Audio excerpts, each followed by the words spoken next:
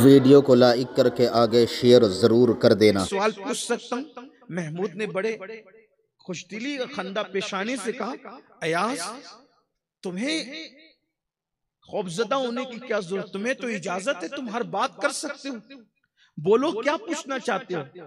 तो अयाज ने इंतहाई अदब और लजाजत से कहा कि गुलाम जादे से क्या गलती हो गई कि आपने उसका नाम लेने की बजाय आपने अयाज का बेटा कह के पुकारा। आप जब भी मेरे बेटे को पुकारते हैं तो उसका नाम लेकर पुकारते हैं।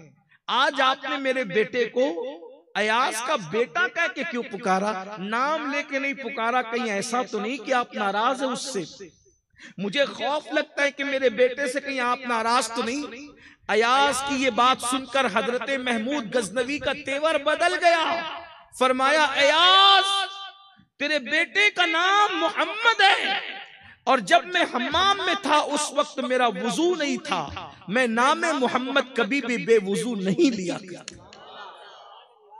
बादशाह लोगों का हाल ये था, इसलिए कि वो तो अपने आप को गुलाम, कौन बादशाह वहां और किसकी औकात क्या है, किसकी हैसियत क्या है, जिसे जो मिला है दरे मुस्तफा से मिला।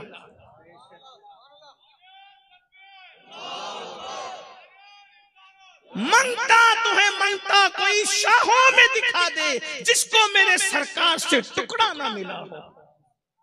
उनका मंगता पांव से ठुकरा दे वो दुनिया का ताज, उनका मंगता पांव से ठुकरा दे वो दुनिया का ताज, जिसके खातिर मर गए मुनीम रगड़ कर एड़ियां। और एक मकाम पर मेरे इमाम फरमाते हैं, क्यों ताजदारों ख्वाब में देखी कभी वो शय, क्यों ताजदारों ख्वाब में देखी कभी वो शय, जो आज झोलियों में गदायाने दर की है। बादशाह के खजाने में वो चीज नहीं है जो मोहम्मदुर रसूलुल्लाह के गुलामों की झोली में मौजूद है। तो ये बादशाहों का हाल था कि वो अल्लाह के रसूल सल्लल्लाहु अलैहि वसल्लम की इतनी ताज़ीम करते, इतना एहतराम करते। और आज अवाम का हाल ये है कि हुजूर अकरम सल्लल्लाहु अलैहि वसल्लम का नाम मुबारक लिया जा रहा हो, हुजूर अलैहि सलाम का जिक्र किया जा रहा हो। बल्कि दुख की बात आपको बताएं कि सहाबा किराम तो बारगाह रिसालत में सरगोशियों के साथ, यानी कानों को मुंह लगा करके बात करते, आवाज ऊंची ना करते, आवाज बुलंद ना करते। ये सहाबा किराम का हाल था। और ये भी याद रखना, कुरान के अहकामात जो अल्लाह ने बयान कर दिए, जब तक अल्लाह रसूल उसको किसी दौर और जमाने के लिए खास न करें, दुनिया का कोई इंसान उसको खास नहीं कर सकता। वो कयामत तक के लिए अल्लाह रसूल अगर किसी दौर जमाने के लिए खास कर दे तो वो खास है, बाकी अल्लाह रसूल के जो फरामीन है वो क़यामत तक के लिए है। तब कुरान कह रहा है, ला तरफ़उ अस्वातकुम फ़ौक़ा सौतिन नबी, के मेरे महबूब की आवाज पर आवाज ऊंची न करो। हमारे असलाफ ने लिखा कि आज भी अगर कोई रसूलुल्लाह के दर पर जाए तो उसके लिए लाजिम है कि वो वहां भी अपनी आवाज को ऊंची न करे। आप गौर करें, ये हालत है कि नहीं, कैफियत है कि नहीं है। लेकिन आज जब हम दरे रसूल पर जाते हैं तो देखते हैं कि अक्सर लोगों का हाल ये है कि वो सुनहरी जालियों के सामने वीडियो कॉल करके अपने घर वालों को जो है वो बता रहे होते हैं। इसी तरह जब किसी महफिल में हम जाएं और वहां रसूलुल्लाह का जिक्र हो रहा, हुजूर की बात बयान हो रही हो, तो हमें वहां का भी अदब करना चाहिए। वहां भी ऊंची आवाज से बात नहीं करना चाहिए, बेअदब होके नहीं बैठना चाहिए, पैरों को लंबे करके नहीं बैठना चाहिए। ये सब कैफियत ऐसे बैठे, बल्कि हुजूर के जिक्र के वक्त यूं बैठे कि अगर हुजूर हमारे दरमियान जाहिरी तौर पर मौजूद होते तो हुजूर का कितना एहतराम करते। जिक्र रसूल का भी ऐसा ही एहतराम होना चाहिए। बल्कि जब सहाबा किराम हुजूर अलैहिस्सलाम की महफिल में बैठते थे, देखो अल्लाह कैसे रसूलुल्लाह की ताजीम सिखा रहा है, अल्लाह महबूब की ताजीम कैसे सिखा रहा है। जब आका अलैहिस्सलाम गुफ्तगू करते थे, जब हुजूर खिताब करते थे खिताब, तो हुजूर की आवाज बहुत ऊंची रहती थी। हुजूर अलैहिस्सलाम जब खिताब फरमाते, वाज फरमाते तो बहुत ऊंची आवाज रहती थी।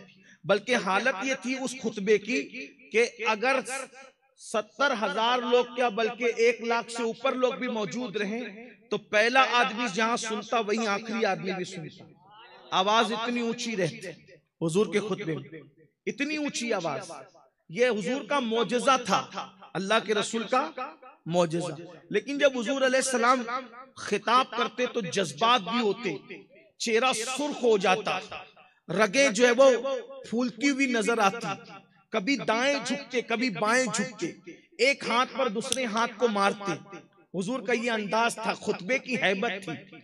लेकिन जब आम हालात में गुफ्तगू करते तो इतना नर्म गुफ्तगू फरमाते कि कभी कभी कुछ लोगों को कहना पड़ता, हुजूर हमारी रियायत करें। वो कहते राइना या रसूल अल्लाह, वो क्या कहते हैं, राइना या रसूल, हुजूर हमारी रियायत करें। यानी जो आपने ये बात कही है इसको एक बार फिर फरमा दे, हम समझ नहीं सके, सुन नहीं सके, समात में नहीं आ सका, हमारी रियायत करें। कौन कहता था? सहाबा।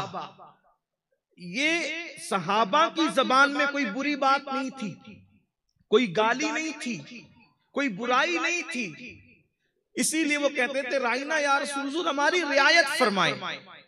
लेकिन चूंकि यहूदियों की जो जबान थी वो सहाबा की जबान से जुदा थी, तो ये राइना का लकब, ये राइना के अल्फाज उनकी अपनी यहूदियों की जबान में गाली थी, गाली। तो जब सहाबा से उन्होंने राइना सुना तो उनको मौका मिल गया रसूलुल्लाह को गाली देने का, हुजूर की तौहीन करने का, हुजूर की बेअदबी करने का।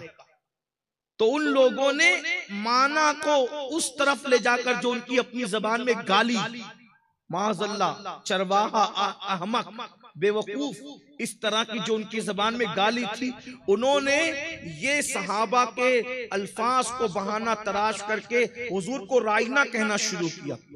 हजरत साद इब्ने मुआज रज़ी अल्लाह ताला अन्हु यहूदियों की इस इस्तिलाह को जानते थे कि ये उनकी जबान में गाली है।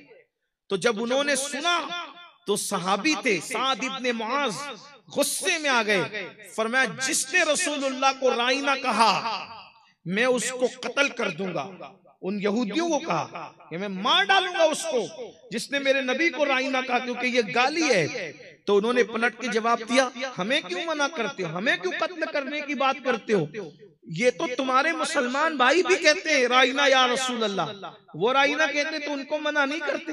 हालांकि मुसलमानों की इस्तिलाह में राइना कोई गाली नहीं थी, कोई बेअदबी नहीं थी, उसका मतलब था कि रियायत फरमा दे, दोबारा इरशाद कर दे। इस तरफ का इशारा था कि हुजूर हमारी समाज से जो है वो ऊपर हो गई ये बात, हुजूर दोबारा इरशाद फरमा दे, हमारी रियायत फरमा दे। तो इस तरह ना उनकी कोई नीयत थी बुरी, ना उनके यहाँ कोई ये बुरे अल्फाज थे, लेकिन जब उन बदबख्तों ने इसका नाजायज फायदा उठाना चाहा तो उन्होंने कहा कि तुम्हारे मुसलमान भाई भी तो कहते हैं। तो हजरत साद इब्ने मुआज रज़ी अल्लाह ताला टूटे हुए दिल के साथ बारगाह रिसालत में आए कि अब मैं इन मुसलमानों को कैसे मना करूं।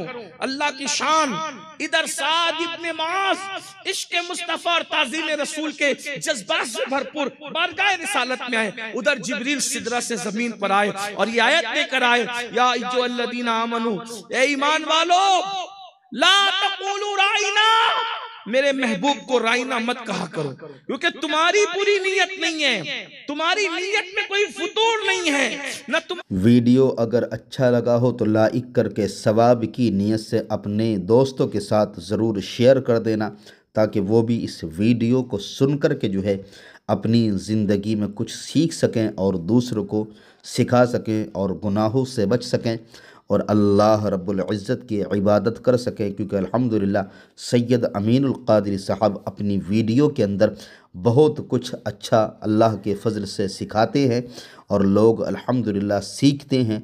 बड़े बड़े गुनहगारों ने सीख करके जो है अपने गुनाहों से तौबा कर ली है और नमाजी बन गए हैं, गुनाह छोड़ दिए हैं। ये वीडियो अल्हम्दुलिल्लाह सवाब की नीयत से अपने दोस्तों के साथ ज़रूर शेयर कर दें। अल्लाह हाफ़िज़। अस्सलामु अलैकुम।